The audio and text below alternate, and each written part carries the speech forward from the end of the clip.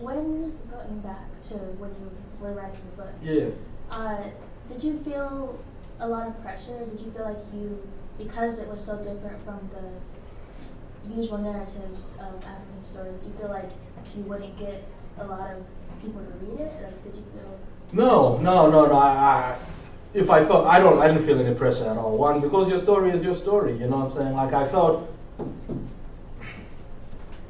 That's the one thing that even when people ask me like how many copies have you sold, you know, I hate that question because one, it's not a lot, but more importantly, I hate it because it commodifies something that I don't think is a commodity to me, you know. This is the story I wanted to tell. So when I put it out, I remember the first time the published copy I haven't actually been able to take to Zimbabwe and show all the people who are in it. You know, every now and then, if like my father comes in, I'll give him a copy. Hey, can you go give this person a copy? But a lot of the people who are the mainstays of the book have not actually seen it. But halfway, I was done writing it and we were still editing it.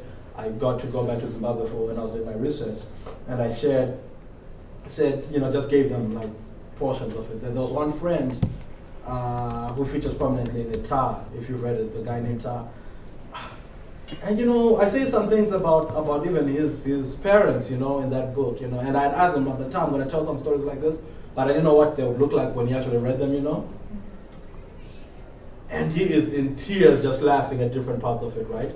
And for me, that was all the validation I needed for that story, you know what I'm saying? Like, what becomes of the book out there, If it becomes a bestseller or if only my family buys it. I didn't feel pressure because I wasn't writing it.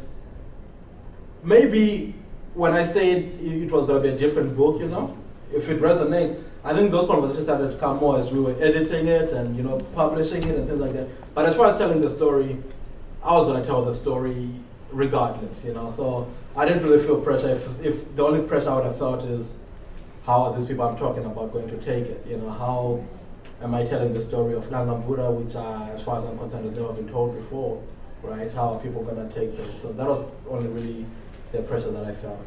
Yeah. Mm-hmm.